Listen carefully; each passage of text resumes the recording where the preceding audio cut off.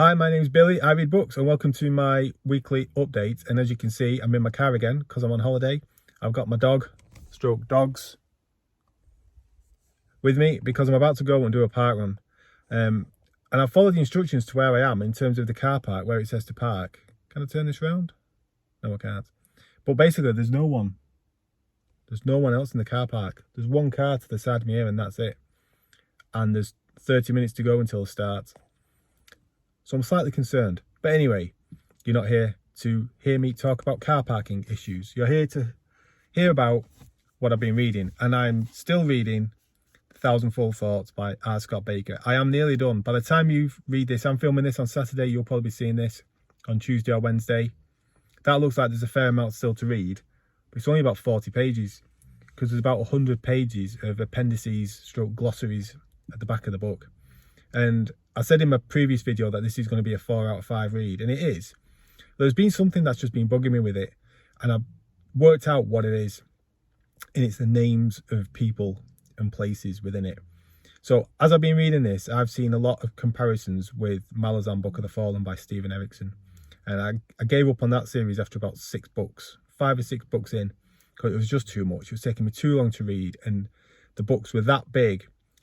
I was not enjoying it for say 85%, only then to enjoy the ending. And I thought, you know what, I can't keep doing this.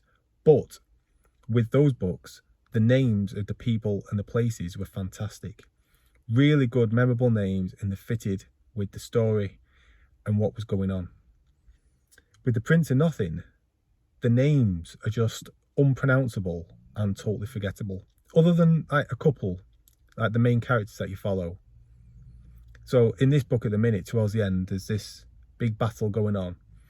And there's names being mentioned of these people who are fighting with these regiments against these regiments of the enemy. And I can't pronounce them. And I'm pretty sure I've never heard him before. I'm pretty sure he's just pulled these names out of his arse. And he's never mentioned them before in any of the previous books. So how am I supposed to know who's who? How am I supposed to understand or remember what's going on and who these people are? Maybe they have been mentioned before, but honestly, they're totally unpronounceable. And when you compare that with Malazan, so the Talani Mas, or the Kitchen Chamali, or Moonspawn, or the Bridge Burners, or Anamanda Rake, or Caladan Brood, these names just slip off the tongue.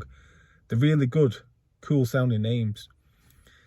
In The Prince of Nothing, it's not. And I think that's what's been bugging me. So I've got no issue when like a book is like going over my head and there's stuff going on or some really deep philosophical musings going on and I don't really get it. That's fine. I'll just let it wash over me and continue the story. But it's the names that have been bugging me. But like I say, that sounds like a bit of a negative on the book, and it's not. It's not meant to be at all because I've enjoyed it. My dog's staring at me. Sorry, she's putting me off. Yeah, it's nothing negative on the book. When I've read it, I will feel like I've been on a journey when I finish this series. And I will be moving on to the palate cleanser that I spoke about last week, which is the first John le Carré book that I've read, or that I'm going to read, The Constant Gardener. So I'm going to read that just to completely refresh the palate after finishing this, and also continue with The Wandering Inn by Pirate Harbour. And I think I'm 70% into that book at the time of filming this. Crikey, I feel like I've been reading that forever as well, because that's 1,200 pages long. And I think I got to like the 65% mark in the book. And I thought, and I was on page 800 and something. I was like, how many pages is there to go? Oh, that's part of 400 pages. It's 65% in. That's like a normal book. I've still got a normal book to read by this point. So yeah, I'll keep on reading that, chugging my way through that. That's still enjoyable. That's going to be a 4-star read. And then my mind has been turning to what I'm going to read next month. And I'm thinking I'm going to be going for shorter, lighter, quicker reads. So I've been looking on my Kindle and I've been scouring through it. And I think I've got 4 or 5 lined up. So for example, I'm talking about Blake Crouch. I've got Recursion by Blake Crouch on my Kindle. I was thinking, you know what? After having read Dark Matter, something like that is going to be ideal. Nice. I'm not saying easy read as in like being disrespectful, but you can breeze through one of those books pretty quickly. I've got Legend and Lattes by Travis Baldry on my Kindle as well. That might be just exactly the thing I want to pick up as well.